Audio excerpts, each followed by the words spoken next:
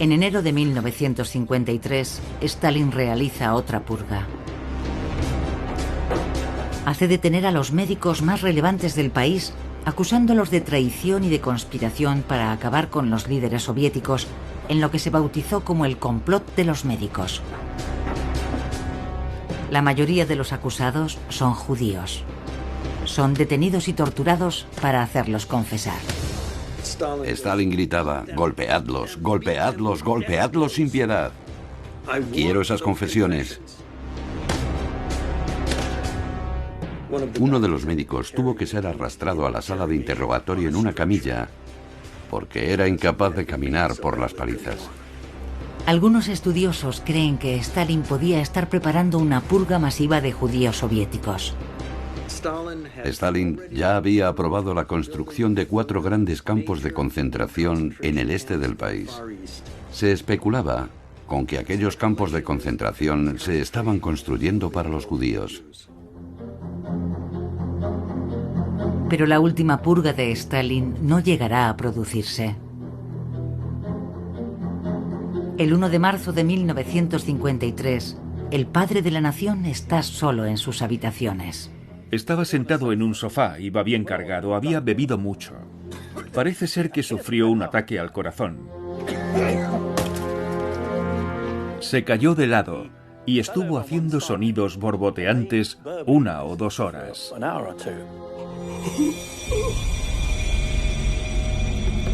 El hombre más temido de Rusia pasa tirado en el suelo casi un día. Absolutamente nadie se atreve a entrar en la habitación. Finalmente, sus asistentes reúnen el valor necesario para hacerlo. Encuentran a Stalin tendido sobre un charco de su propia orina, pero ni aún así se atreven a tocar el cuerpo. Estaban paralizados por el terror mirando el cuerpo, según parece, cuando una de las doncellas entró. Se abrió camino entre aquellos hombres y dijo: «Quítense de en medio». Miró el cuerpo y dijo: «Está muerto, ayúdenme», y empezó a limpiar por debajo. Moscú, marzo de 1953. Cuando se hace pública la noticia, la Unión Soviética es presa del dolor. Muchos no pueden creer que Joseph Stalin, el amado padre de la nación durante 30 años, haya muerto. Durante 3 días el cuerpo del tirano se expone en Moscú, mientras millones de ciudadanos hacen cola para presentar sus respetos. La sensación en el funeral de Stalin era que el hombre fuerte que había mantenido unido el país había desaparecido y dejado atrás a una serie de incompetentes que iban a pelearse entre ellos y a destruir la nación. A pesar de los 30 millones de muertes y las décadas de represión brutal, la propaganda dirigida por Stalin lo había convertido, a ojos de la población, en la personificación de todo lo que de bueno había en la Rusia soviética. Toda la prensa y los medios se dedican a elevar y exaltar el nombre de Stalin, y en todos los libros de texto que se publican, en todas las obras de teatro que se escriben, sea cual sea el tema, hay alguna referencia a la grandeza de Stalin. Él se proyectaba a sí mismo como el sol. El Estado era Stalin y Stalin era el Estado.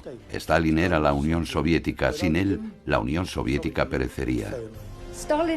De alguna forma, Stalin había trasplantado la religión en la que se había criado, la transfirió al socialismo y se había convertido en el dios de ese supuesto paraíso que había construido a lo largo de casi 30 años.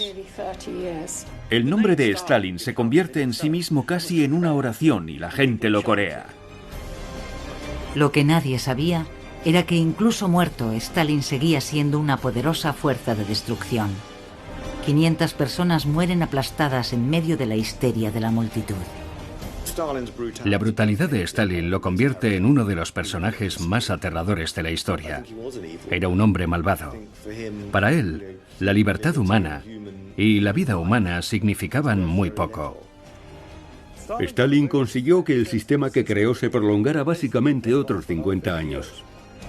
Incluso ahora oyes a gente en Rusia que recuerda aquellos tiempos y que dice que, a pesar de sus errores, consiguió en la Unión Soviética unos logros que no se podrían haber conseguido de otra forma. Hay muchos elementos del pensamiento stalinista que siguen vivos en la actualidad.